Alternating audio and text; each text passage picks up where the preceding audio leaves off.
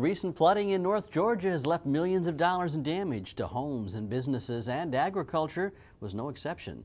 The Monitors Mark Wildman visited one turf farm family located near the Chattahoochee River that has a long road ahead of them to put the farm back together. NG Turf is located in Whitesburg, Georgia, along the Chattahoochee River.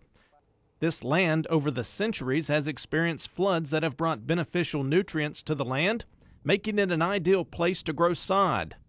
The kind of rain that fell on the area in a short period of time was unusual and created a disaster on the property. There's about 450 acres of different varieties on this particular farm, and then we have another farm up the river about 3 miles that's got another 30 or 40 acres that flooded very similar to this. So, you know, out of that, most of it is all under mud and will be very difficult to rescue. This farm is supposed to look like this, as seen recently on the Georgia Farm Bureau's Young Farmer Tour, but now the property is a muddy mess. Gone is the green grass that covered the land, and it is replaced instead by mud and standing water. It was approximately 4 feet deep where we're standing, and like I was saying earlier, we've never seen water cross this road. I've been here since 1977, and we've seen water approach this road because the road's on a ridge going down through the middle of the farm. But we're at least 3 feet higher, maybe 4 feet higher than we've ever seen. Some of the finest turf grass varieties in Georgia are grown on this farm, and now all efforts are being taken to rescue what they can of the turf that is underneath the mud. We're trying to pull the mud off of some of the more valuable grass. I mentioned this Zeon's orchard that's out here that you saw around my house. It's the most valuable grass we have here, so we're trying to pull the mud off of it so that it will recover and it'll kind of end up looking a little bit like a heavy top dressing.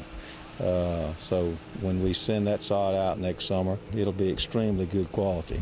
This piece of equipment moves a tremendous amount of mud off the grass, giving the sod an opportunity to survive. As long as the mud is wet and will flow, we can do good scraping it off the grass. If it ever gets dry, we can't get it up without tearing the grass up. Aaron and Linda look over the land and see the family home was safely uphill during the flood, but it drastically changed the landscape around it. I looked out the back window and looked like I lived on a lake. There was water on both sides of the road, and it had started crossing the road at that time. And before the day was over, it was just water as far as you could see on both sides of the road. The farm's equipment sheds and offices were not damaged, but center pivots and other equipment were completely covered, and every inch of them will have to be cleaned. When we anticipate the river flooding, we always pull the pumps out and we pull the fuel tanks out and we put them on higher ground. And we did what we normally do.